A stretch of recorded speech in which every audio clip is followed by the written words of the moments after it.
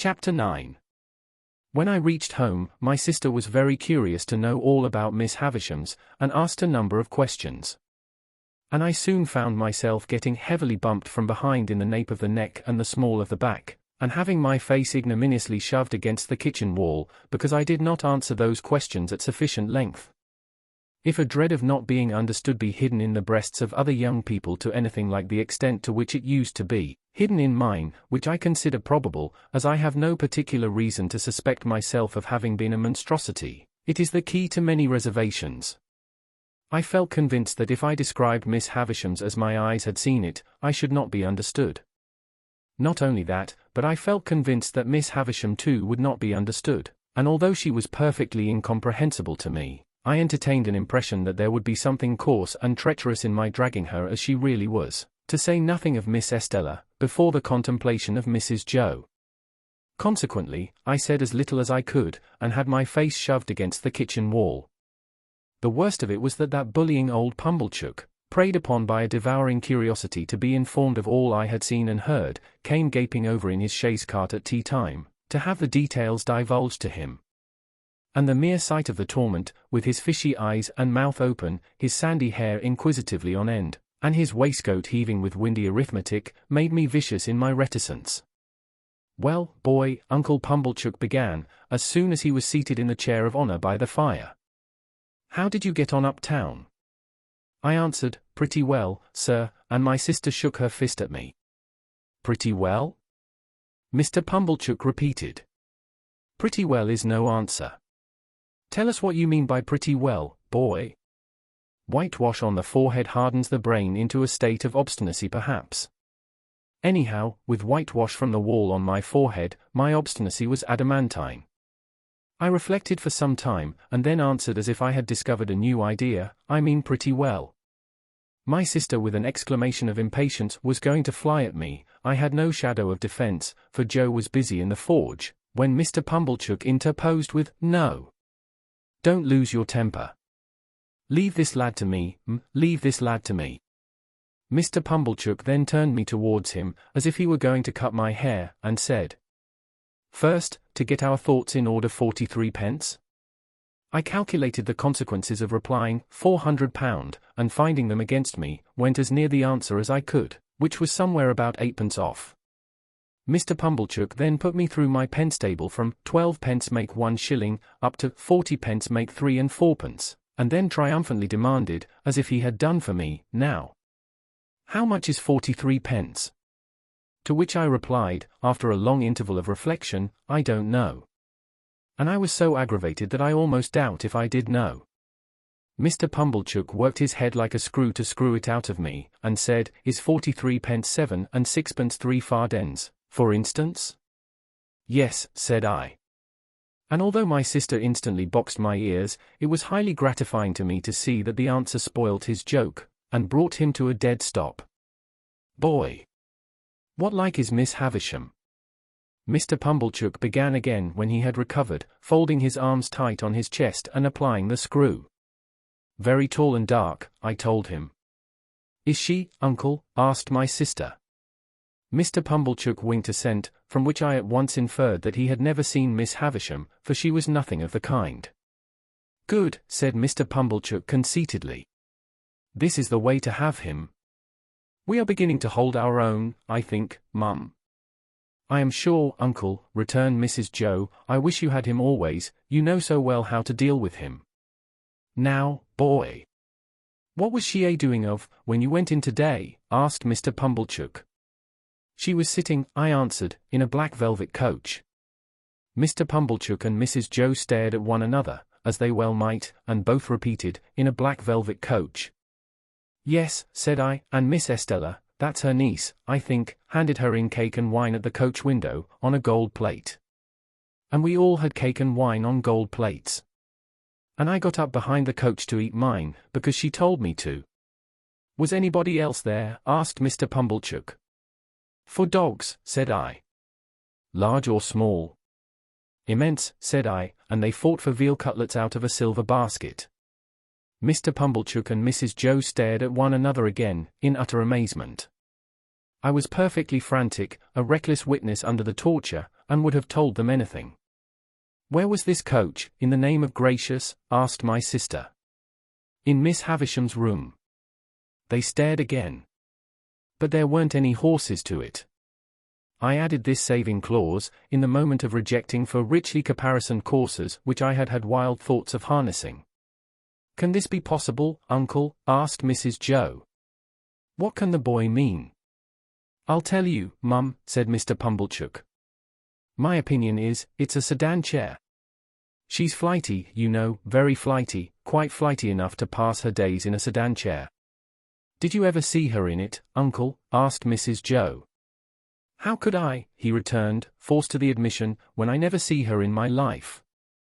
Never clapped eyes upon her. Goodness, uncle. And yet you have spoken to her? Why, don't you know, said Mr. Pumblechook, testily, that when I have been there, I have been took up to the outside of her door, and the door has stood ajar, and she has spoke to me that way. Don't say you don't know that, Mum. Howsever, the boy went there to play. What did you play at, boy? We played with flags, I said. I beg to observe that I think of myself with amazement, when I recall the lies I told on this occasion. Flags, echoed my sister. Yes, said I. Estella waved a blue flag, and I waved a red one, and Miss Havisham waved one sprinkled all over with little gold stars, out at the coach window. And then we all waved our swords and hurrahed. Swords, repeated my sister. Where did you get swords from? Out of a cupboard, said I, and I saw pistols in it, and jam, and pills. And there was no daylight in the room, but it was all lighted up with candles. That's true, Mum, said Mr. Pumblechook, with a grave nod. That's the state of the case, for that much I've seen myself. And then they both stared at me, and I, with an obtrusive show of artlessness on my countenance, stared at them, and plaited the right leg of my trousers with my right hand. If they had asked me any more questions, I should undoubtedly have betrayed myself, for I was even then on the point of mentioning that there was a balloon in the yard, and should have hazarded the statement but for my invention being divided between that phenomenon and a bear in the brewery. They were so much occupied, however, in discussing the marvels I had already presented for their consideration, that I escaped. The subject still held them when Joe came in from his work to have a cup of tea. To whom my sister, more for the relief of her own mind than for the gratification of his, related my pretended experiences. Now, when I saw Joe open his blue eyes and roll them all round the kitchen in helpless amazement, I was overtaken by penitence, but only as regarded him, not in the least as regarded the other two.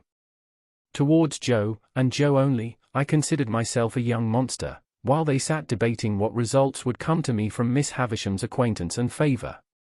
They had no doubt that Miss Havisham would do something for me, their doubts related to the form that something would take. My sister stood out for property.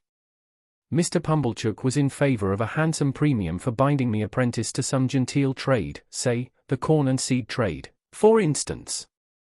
Joe fell into the deepest disgrace with both, for offering the bright suggestion that I might only be presented with one of the dogs who had fought for the veal cutlets. If a fool's head can't express better opinions than that, said my sister, and you have got any work to do, you had better go and do it. So he went. After Mr. Pumblechook had driven off, and when my sister was washing up, I stole into the forge to Joe, and remained by him until he had done for the night. Then I said, before the fire goes out, Joe, I should like to tell you something. Should you, Pip? Said Joe, drawing his shoeing stool near the forge. Then tell us. What is it, Pip? Joe, said I, taking hold of his rolled-up shirt sleeve, and twisting it between my finger and thumb, you remember all that about Miss Havisham's? Remember? Said Joe. I believe you. Wonderful. It's a terrible thing, Joe, it ain't true. What are you telling of, Pip? Cried Joe, falling back in the greatest amazement.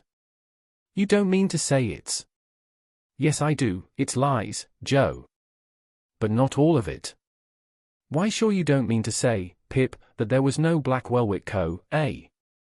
For, I stood shaking my head. But at least there was dogs, Pip. Come, Pip, said Joe, persuasively, if there warn't no veal cutlets, at least there was dogs? No, Joe. A dog, said Joe. A puppy? Come? No, Joe, there was nothing at all of the kind. As I fixed my eyes hopelessly on Joe, Joe contemplated me in dismay. Pip, old chap. This won't do, old fellow. I say. Where do you expect to go to? It's terrible, Joe, ain't it? Terrible, cried Joe. Awful. What possessed you? I don't know what possessed me, Joe, I replied, letting his shirt sleeve go, and sitting down in the ashes at his feet, hanging my head. But I wish you hadn't taught me to call knaves at cards jacks, and I wish my boots weren't so thick nor my hands so coarse. And then I told Joe that I felt very miserable, and that I hadn't been able to explain myself to Mrs. Joe and Pumblechook, who were so rude to me, and that there had been a beautiful young lady at Miss Havisham's who was dreadfully proud, and that she had said I was common, and that I knew I was common, and that I wished I was not common, and that the lies had come of it somehow, though I didn't know how. This was a case of metaphysics, at least as difficult for Joe to deal with as for me. But Joe took the case altogether out of the region of metaphysics, and by that means vanquished it. There's one thing you may be sure of, Pip, said Joe, after some rumination, namely, that lies is lies. Howsever they come, they didn't ought to come, and they come from the father of lies, and work round to the same. Don't you tell no more of Pip. That ain't the way to get out of being common, old chapter. And as to being common, I don't make it out at all clear. You are uncommon in some things. You're uncommon small. Likewise you are uncommon scholar. No, I am ignorant and backward, Joe. Why, see what a letter you wrote last night. Wrote in print even. I've seen letters, and from gentlefolks, that I'll swear weren't wrote in print, said Joe.